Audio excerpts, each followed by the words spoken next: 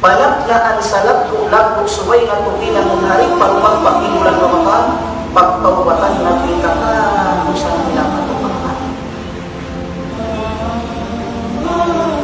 Sa lato suway na tukinan ng hari parumang pag-inulan Ramadan, pagtawatan na pinakano sa pinakatupakan. Hagar na indo sa amin na hinang sawag maita, liso ang kamakawag na siya mag-ibadat Allah subhanahu wa ta'ala. Hinang usa, amin na hinang gagkat hakamata orang manusia mahulit ka ila sujud pa Allah subhanahu wa ta'ala.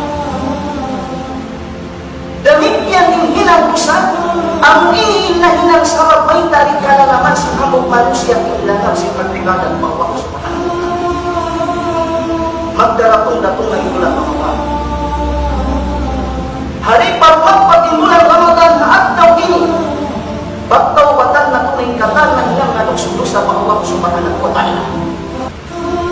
Hakar na ang taong dosa, wala na tunay niya pagtawatan pamuhan, sa hinga na sa niya sinutin bulan Ramadan, di na ka na naman inlanag sa pagbasa sa Quran ng bulan Ramadan. Di na ka na naman inlanag sa magtalawi sa bulan Ramadan. Di na ka na naman inlanag sa magtahadjud sa bulan Ramadan. Labi mo na di na ka na naman inlanag sa mga kaampunan sa Tuhan sa bulan Ramadan.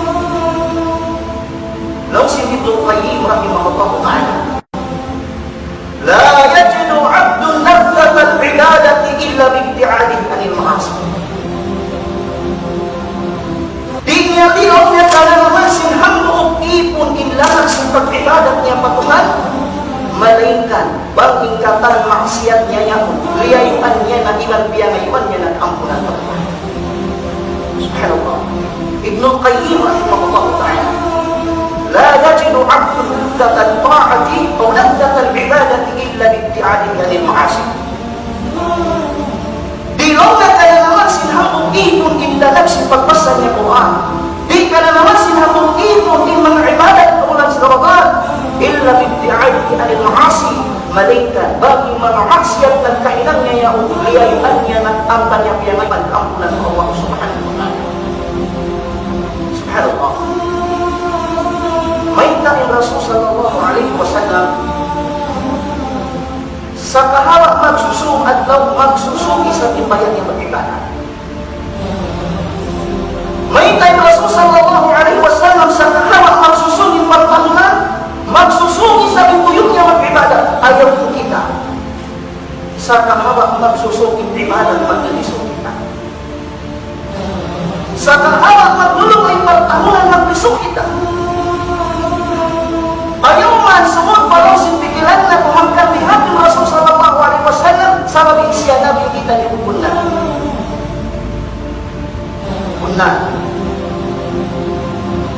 Sa awang tuon, pag ginamon si Rasul sallallahu alaihi wasallam, may tabing hawin tuyong niya mag-ibadat patuhan. May tabing hawin tuyong niya magtaat patuhan. Biyasin sa kaula-ula ang awin pagkaon niya ang awin pag-inong makali mag-ibadat patuhan pa Allah subhanahu wa ta'ala. Dahil ang mga pagginamon si Rasul sallallahu alaihi wasallam, minsan siya nabi indilak niya darang-darang na ngayong kaon ng patuhan.